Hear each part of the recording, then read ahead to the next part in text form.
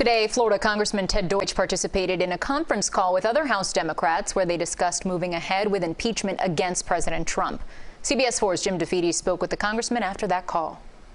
I know that you took part in a call today with your fellow Democrats, and you've called for the president's removal. Do you believe that the House should move forward with articles of impeachment? I believe that after what we saw this week, when the president incited insurrection, when the president, even after it started, issued a video telling the people who were actively involved in a seditious attack on our government that he loved them very much and called them very special people. Yes, I worry about the next 12 days. It'll be, I guess, a little less, 10 days on Sunday. I worry about the next week and a half. I don't think that we should be in a position where we have to worry about whether something like that or worse is going to take place. And I think it's important to point out, this isn't a Democratic effort.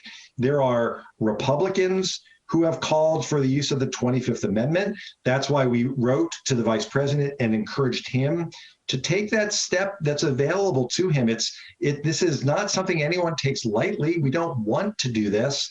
But after what we all witnessed this week, it's time for us to move on and to not put at risk our democracy, our institutions, even one day more.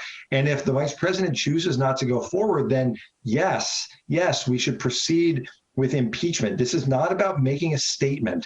This is about preserving the security of our country and of our democracy, our national security, our standing in the world. It's about accountability. And yes, we need to move forward, and we need to do it swiftly. But realistically, the Senate isn't even expected to come back into session until January 19th, to put a hearing or a trial together in the Senate. There is no plausible way that you could move through an impeachment process in the days remaining. He is going to leave before. So is it not just really a statement just to put on record that you want to have some sort of censure against this president by impeaching him for a second time? Well, we should be on record. We should be on record. I think this is the way to do it. Can we consider a censure motion by the House and Senate?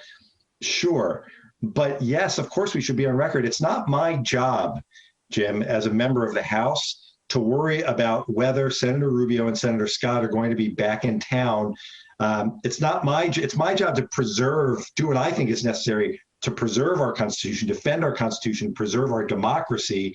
It's not my job to try to guess whether Senator Rubio and Senator Scott will do the same. There just needs to be accountability. This isn't a matter where we simply sit back and say, well, it's just Trump being Trump, and that's what we need to do. There's a reason that his cabinet and remaining cabinet officials, those who have been with him the longest, those who are most committed to him, have been bailing from this administration left and right over these last few days. See more of Jim's interview with Congressman Ted Deutch this Sunday morning at 8:30 on Facing South Florida, right here on CBS 4.